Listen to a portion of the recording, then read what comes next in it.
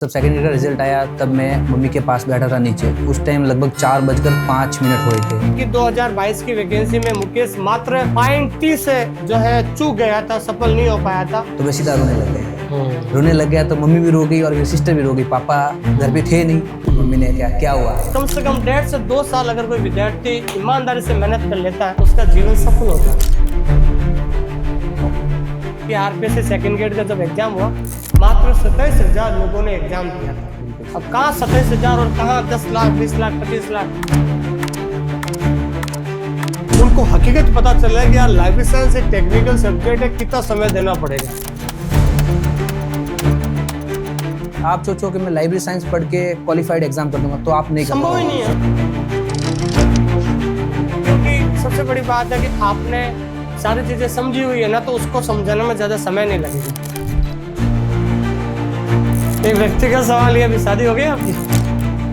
Life में या आपके भाग्य में कुछ लिखा हुआ है? 2 साल की 3 साल की मेहनत ही आज कामयाब हो गई।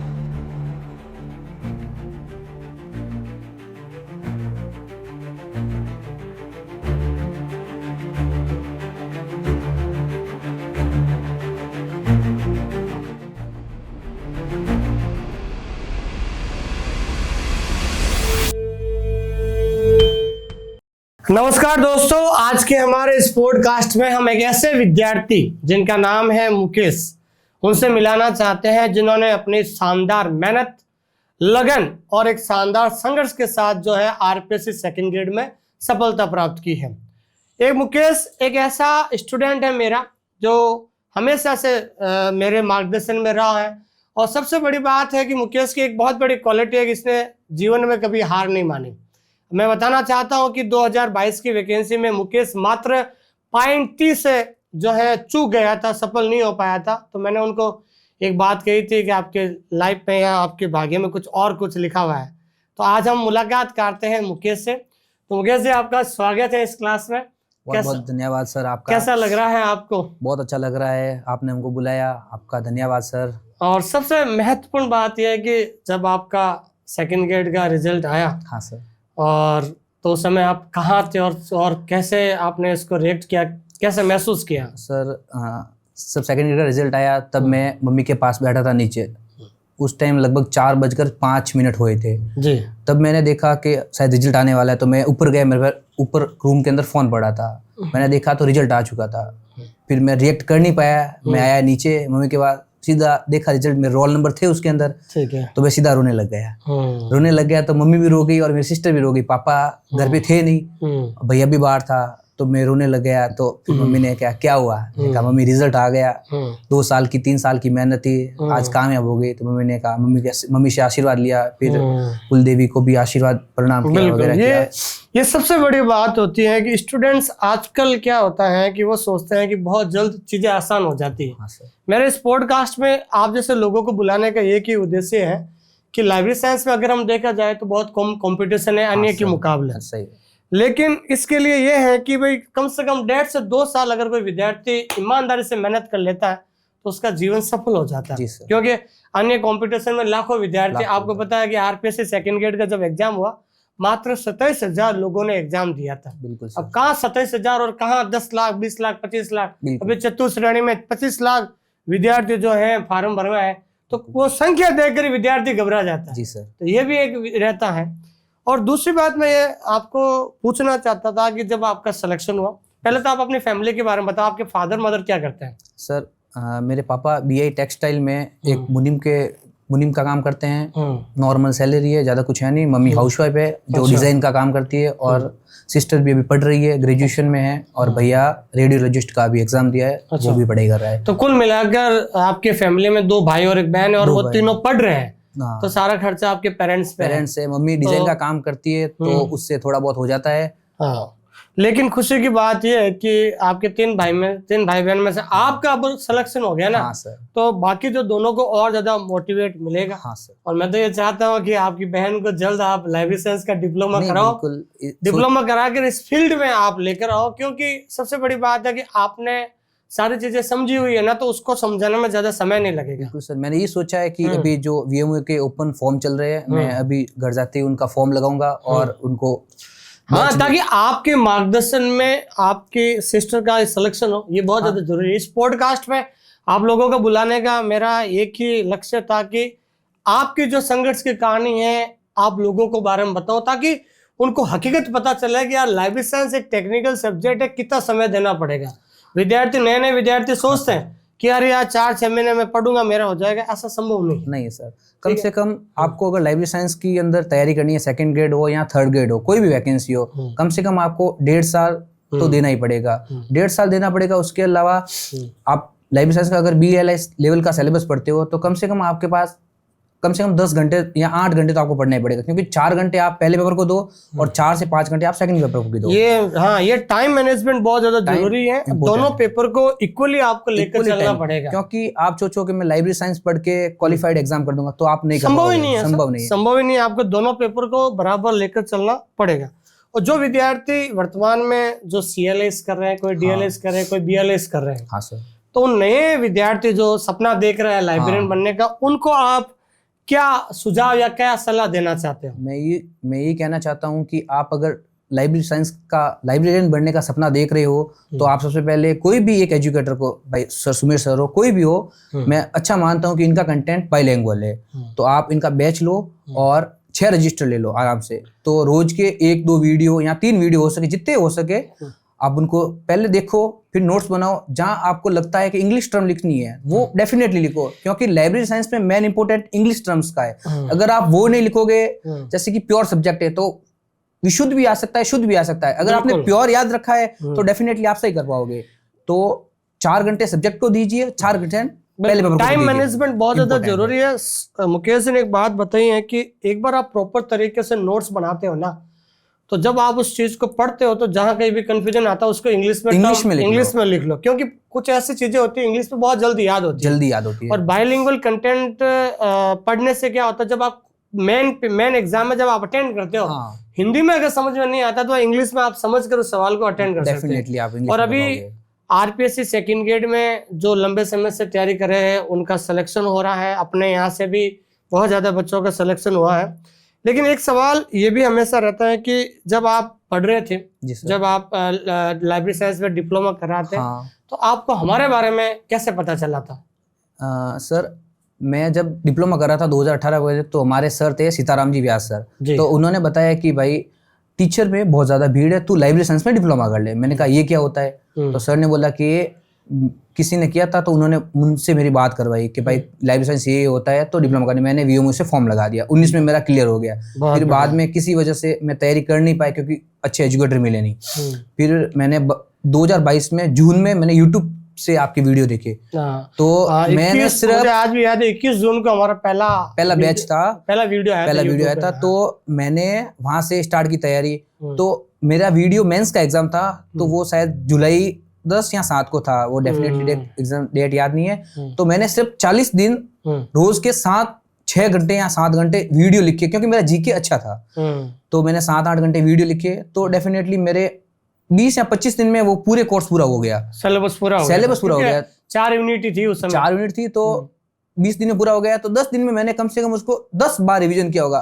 तो मुझे उस सिलेबस की एक लाइन याद हो गई। बिल्कुल, किसी कारणवश नहीं हो पाया 2022 में। ज्यादा कोई डिफरेंस नहीं रहा था। एक कई बार क्या होता है कि स्टूडेंट जैसे मान लो 10-15 नंबर से रह जाता है ना, तो उसको लगता है कि कहीं ना कहीं मेरे अंदर कमी थी। लेकिन जब पॉइंट 30 से अगर आप रह गए तो कहीं ना कहीं लगता है कि भाग्य साथ नहीं दिया। तो मैंने आपको उससे फोन पे ही कहा था, बिल्कुल सर, मैंने कहा टेंशन मत लो, बहुत जल्द नई वैकेंसी आ रही है। हाँ सर। तो अगर ये मान लीजिए, अगर मान लो उस समय हो जाता 3rd ग्रेड में, तो आज शायद 2nd ग्रेड नहीं बन पाते सर। लेकिन डायरेक्ट 2nd ग्रेड का मतलब 3rd ग्रेड से 2nd ग्रेड में प्रमोशन में 9 साल लगते हैं सर। और आप तो 2 साल में 2nd ग्रेड बने हैं, बहुत बहुत आपको बधाई हो। बहुत बहुत धन्यवाद। और एक चीज ये भी हमेशा विद्यार्थी जानना चाहते हैं, और जो भी सिलेक्शन हो चुके उनसे जानना चाहते हैं कि जब हम नोट्स बना लिया, जब हम रिवीजन कर रहे हैं, जब हम मॉक टेस्ट देते हैं, तो आपने भी मॉक टेस्ट दिए, टॉपिक वाइज दिए, यूनिट वाइज दिए, मेगा टेस्ट भी दिए, पार्ट वाइज भी दिए। तो मॉक टेस्ट देते समय बाइलिंगुअल क्वेश्चन होते हैं, जो सवाल गलत होता है ना आपसे, उसको आप किस तरीके से देखते हो, उसको कैसे याद करते हैं? जैसे कि यूनिट वाइज या पार्ट वाइज टेस्ट देते हो ना, तो पहले एक बार टॉपिक को पढ़ लो अच्छे तरह से, फिर आप टेस्ट लगाओ। अगर टेस्ट में जो क्वेश्चन गलत होते हैं उसको नोट डाउन करो। मेरा डेफिनेटली रोज क्वेश्चन, जैसे कि 5 टेस्ट लगाता था, जो क्वेश्चन गलत होते थे मेरी डायरी बनी हुई, अभी भी डायरी बनी हुई है। बिल्कुल, आपने एक बार भेजा भी था मुझे। तो वो डायरी में मेंटेन करता था और उस क्वेश्चन को लिखता था, वन लाइनर, क्या क्वेश्चन है, क्या ऑप्शन है, तो मैं डेफिनेटली लिखता था।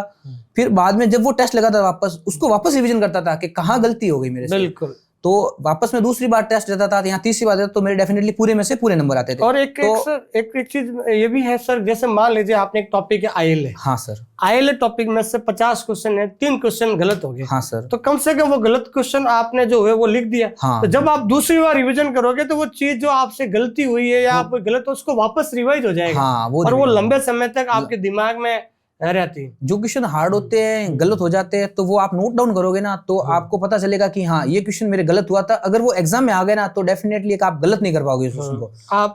आप राजस्थान में कौन से जिले से हैं? सर मैं बालोतरा जिले से हूँ, जो बाड़मेर से भी नया बना है। अच्छा, बालोतरा जिला, तो बालोतरा वही जिले है ना, प्रकाश माली वाला है क्या? हाँ सर, प्रकाश जी माली वाला। बिल्कुल बिल्कुल, बहुत प्रसिद्ध कलाकार है। हाँ, मैं भी उनका फैन रहा हूँ लंबे समय से। सर। और एक चीज आप मुझे बताओ कि जब आप तैयारी शुरू की थी, आपने एक अलग से रूम लेकर पढ़ाई किया, लाइब्रेरी में पढ़ते थे? एक्चुअल में बात वो है कि जब 2022 में जब एग्जाम वो पूरा हो गया था, तब मेरा 6-7 महीने कंस्ट्रक्शन चला घर पे, तो तैयारी थोड़ी कम हो पाई। मैं नोट्स लिखता था रोजाना। फिर मैंने जो एग्जाम फॉर्म फिल हुए, उसके बाद में मेरे हमारे समाज की खुद की लाइब्रेरी है, जिनगर समाज की, लगभग मैंने 9 महीने वहां से तैयारी की। अच्छा माहौल है, नो कोई वाईफाई वगैरह सब सुविधा है, बैठने की अच्छी व्यवस्था है, पानी वगैरह सब अच्छी व्यवस्था है। फीस नाम मात्र की है, जो मेंटेनेंस के लिए वो लेते 100 रुपए लेते। अच्छी व्यवस्था है। वहां से मैंने 9 महीने लगातार पढ़ाई की। रात को अच्छे पढ़ते थे, मेरे मामा खुद मेरे साथ में पढ़ते थे, उनकी क्वालिटी अच्छी थी, जो मेरे सेकंड में काफी वो तो कहीं ना कहीं सर आपके साथ जो पढ़ते हैं ना, तो कुछ चीजें धीरे धीरे चीजें क्लियर होती थी। फिर लास्ट में मैंने 2 महीने रहे, तब मैंने खुद घर के ऊपर रूम है, वहां पे तैयारी की, नो इंटरेक्शन किसी से, आराम से तैयारी की, तो डेफिनेटली एग्जाम में फायदा। मैं भी जब पढ़ रहा था ना, तो उस समय लाइब्रेरी थोड़ा क्या है कि मुझे अजीब सा लगता था। लाइब्रेरी जब आप जाओगे तो कहीं ना कहीं आपके चार नए दोस्त मिलेंगे, जान पहचान होगी, बातचीत होगी, फिर चाय पीने बाहर जाओगे। थोड़ा सा समय ऐसा लगता है वेस्ट हो जाता है। फिर वो फ्री इंटरनेट रहता है, तो कहीं ना कहीं मोबाइल चलाने का मन होता है। तो फिर मैंने भी अपने घर के ऊपर जो रूम बना हुआ था, सुबह 6 बजे उठता था, 7 बजे 1 कप चाय और 1 बिस्किट का पैकेट, और सीधा 1 बजे उठता था खाने के लिए। 6 घंटे सीटिंग थी। और मुझे बताओ कि जैसे बिलीप लेवल का आपका सिलेबस होता है, उसमें 6 यूनिट होती है, ठीक है? कौन सी यूनिट जो सबसे ज्यादा कठिन लगी आपको? जी सर। और सबसे ज्यादा इजी कौन से थे? एक्चुअल में आप अगर एक बार सब यूनिट को लिख लोगे ना, तो उसके बाद में आपको कोई यूनिट इजी नहीं लगेगी, कोई यूनिट हार्ड भी नहीं लगेगी। सब नॉर्मल यूनिट। मैं रोकना चाहूंगा आपको। मैं हमेशा स्टूडेंट को कहता हूँ कि जिस दिन आपने सिलेबस पूरा कर लेते हो, बिल्कुल सर, यानी 5 रजिस्टर डाल के जब आप नोट्स बनाते हो, उस दिन समझ लेना, उस दिन आपका आधी जंग आपने जीत ली, आधी से ज्यादा जीत ली। 60% जंग आपने उस समय डेफिनेटली जीते। फिर आप अगर एक टॉपिक का रिवीजन करने के बाद में टेस्ट देते हो ना, तो मात्र आपको 15 से 20 मिनट लगते हैं, ज्यादा से ज्यादा। और आप अगर रोज 4 टॉपिक के रिवीजन करते हो ना, तो आप 15 दिन में पूरा सिलेबस को कवर कर सकते हैं। भाई रोज के 4 टॉपिक करते हैं, 5 टॉपिक करते हैं, तो 15-20 दिन के अंदर आप पूरा बिलीव लेवल का सिलेबस रिवीजन कर जाओ। तो आपने लाइब्रेरियन बनने का आपने सपना देखा, वो सपना आपसे पूरा भी हो गया। बिल्कुल सर। और आपने टाइम मैनेजमेंट, सबसे बड़ी बात मुझे अच्छा लगा कि आपने दोनों पेपर की बात की। बिल्कुल सर। क्योंकि खाली लाइब्रेरी साइंस से भी सिलेक्शन होगा नहीं और फर्स्ट पेपर से भी होगा नहीं, दोनों पेपर को साथ में लेके चलना पड़ेगा, तब जाकर आपका फाइनल सिलेक्शन होगा। नहीं तो फिर आप 2 गुणे में रह जाते हो, फिर आपका कट ऑफ बढ़ जाते, फिर आप अपने जो है अपने आप को कोसते हो, या मेरा नहीं हुआ, 2 गुणे में हुआ, फिर आप अपने ऊपर एनालिसिस करते हो। तो फिर एनालिसिस करते, फिर कहीं ना कहीं अपने अंदर कमियां ढूंढते हो, ठीक है ना? और पढ़ने के अलावा आपकी कोई विशेष हॉबी, आपके जो फेवरेट हॉबी क्या है? सर पढ़ने के अलावा मैं पढ़ाई के टाइम पढ़ाई करता था।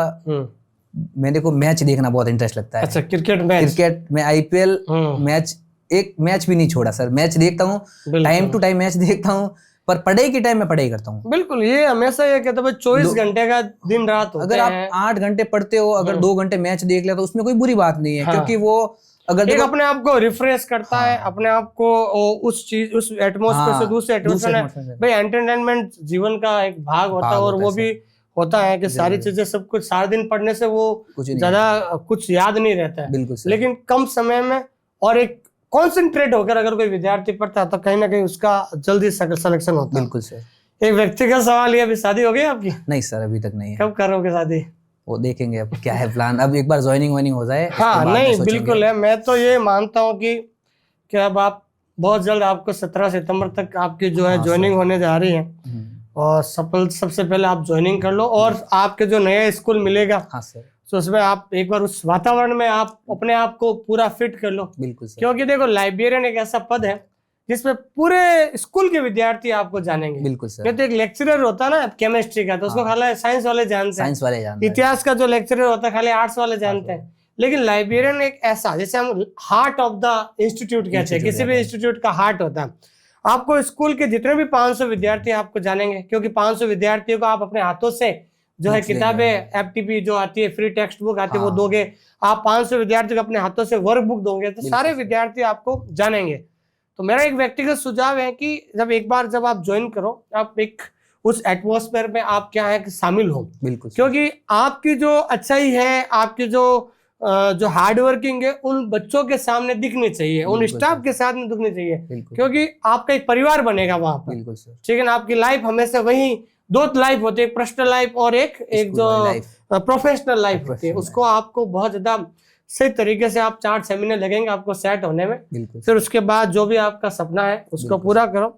आप अगले 5 साल में आप अपने आप को कहाँ देखना चाहते हैं? सर अभी BLIS तो मेरा कंप्लीट हो चुका है, अभी मैं सोच रहा हूँ MLIS कर लूँ, उसके बाद मैं नेट देख के, अभी जो राजस्थान में कॉलेज लाइब्रेरियन की वैकेंसी आने वाली है, तो मैं डेफिनेटली चाहूंगा कि फर्स्ट अटेम्प्ट में मेरा कॉलेज लाइब्रेरियन वाला एग्जाम क्लियर हो जाए। बिल्कुल, और मैं भी यही चाहता हूँ कि सर कि आप जल्द कॉलेज लाइब्रेरियन बने, फिर इस पॉडकास्ट में आप फिर आए, ताकि और लोगों को प्रेरणा मिले। बिल्कुल सर। और ज्यादा से ज्यादा जाने, क्योंकि मैं देख रहा हूँ जिन लोगों से भी बात कर रहा हूँ, सारे लोग सामान्य परिवार के। बिल्कुल सर। और उनके माता पिता के बारे में अगर मैं जानता हूँ, तो माता पिता कहीं ना कहीं छोटा मोटा काम करते हैं, क्योंकि उनके पास वो अवसर नहीं था कि वो पढ़ सके लिख सके। लेकिन उन्होंने कैसे भी करके अपना जीवन यापन कर लिया, आप लोगों को पढ़ाया है। और आप लोग अब आपके जो बालोतरा के अंदर आपका सिलेक्शन हुआ, तो आप कम से कम सैकड़ों बच्चों के एक प्रेरणा स्रोत है। बिल्कुल सर। मैं तो ये चाहता हूँ कि देखो, मेरे यहाँ से पढ़े या ना पढ़े, हर स्टूडेंट की अपनी अपनी साइकोलॉजी होती है। बिल्कुल सर। और हर स्टूडेंट की एक जो सोच होती है वो अलग अलग होती है, अलग अलग होनी भी चाहिए। बिल्कुल sir. Nobody is perfect in the world. दुनिया में कोई आदमी संपूर्ण नहीं हो सकता। किसी को मार्केट में भी जाते हैं अपन, किसी को वीवो का फोन अच्छा लगता है, किसी को एप्पल अच्छा लगता है। सही बात है सर। पढ़े या पढ़े, किसी से पढ़े, लेकिन आपसे मेरा विशेष निवेदन है, उनको एक अच्छी प्रेरणा जरूर दे कि देख भाई, अगर आपको नौकरी लेनी है तो 1 साल 1.5 साल तो आपको देना ही पड़ेगा। और इस चीज को आप भी मानते हैं। बिल्कुल सर। और मेरा भी सिद्धांत है कि हमारा मार्गदर्शन आपकी मेहनत। बिल्कुल, मेहनत तो आपको ही करनी पड़ेगी। मेहनत तो करनी पड़ेगी सर। ठीक है ना, मेहनत तो आपको ही करनी पड़ेगी, तब जाके सफलता होगी। एक सवाल ये रहता है कि जब आप मॉक टेस्ट देते थे, बिल्कुल सर, ठीक है, जब आप रिवीजन करते थे, टाइम मैनेजमेंट पे आपका अच्छा था, लेकिन उसके बावजूद आप अपने आप को सकारात्मक, अपने आप को पॉजिटिव रखने के लिए क्या करते थे?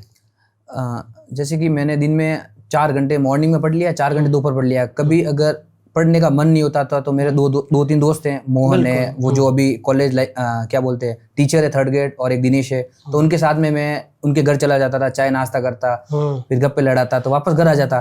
तो उससे क्या है कि जो नेगेटिव एनर्जी थी ना, वो पॉजिटिव एनर्जी में बदल जाती, तो एनर्जी भी मिल जाती है। कई बार क्या होता है कि मैं हमेशा एक स्टूडेंट को कहता हूँ, मैं भी मेरे बारे में बताना चाहता हूँ कि जब मैं तैयारी कर रहा था, कोरोना था, सब घर में पैक थे।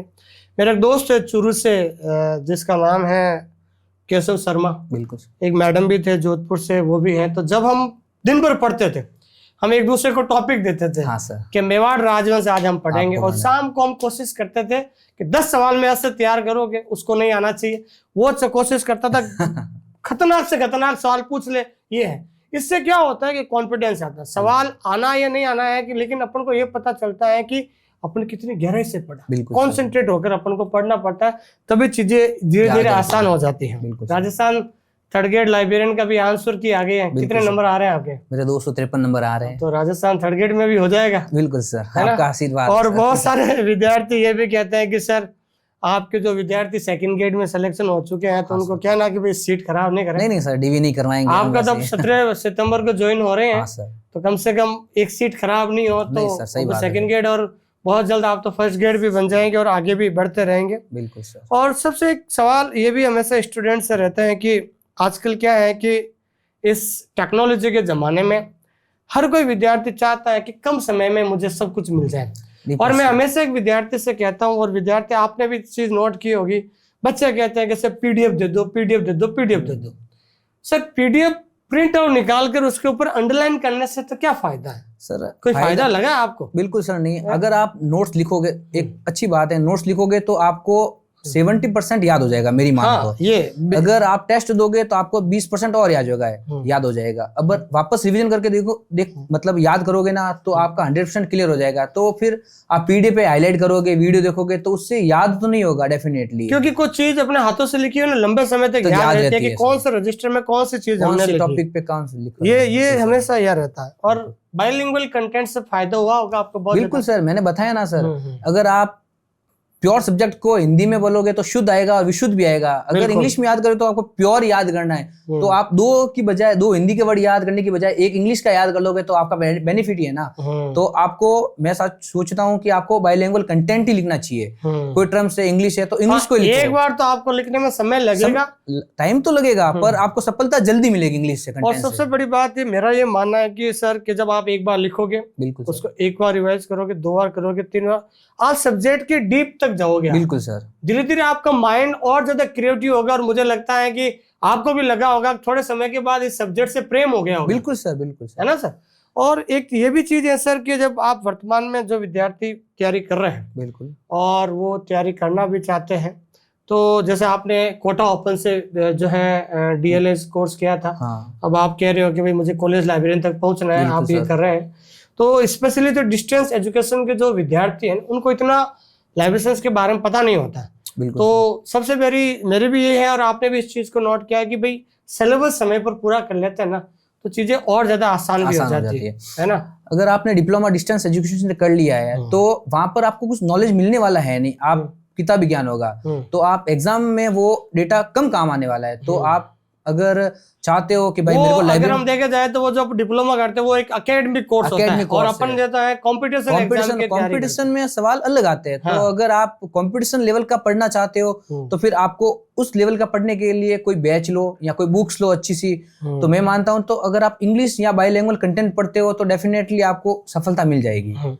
और एक सवाल और भी है कि जब आप सेकंड ग्रेड में सेलेक्ट हुए, बिल्कुल सर, और आपने सफलता प्राप्त की, अब आगे भी आपका सपना है, एक सवाल हमेशा विद्यार्थियों को रहता है कि सर कि हम तैयारी तो कर रहे हैं, हाँ सर, ठीक है ना, हमें याद नहीं रहता। याद रहने का एक ऐसा ट्रिक जो आपने अपनाया वो बताओ। देखो सर, बात वो है कि अगर आप क्लासिफिकेशन या कैटलॉग पढ़ते हो तो टाइप्स ऑफ सब्जेक्ट पढ़ते हो, तो आप उसको दिमाग में फ्रेम करो कि ये टॉपिक है, जैसे कि टाइप ऑफ सब्जेक्ट कितने होते हैं कि 3 प्रकार के होते हैं, बेसिक, कंपाउंड और कॉम्प्लेक्स।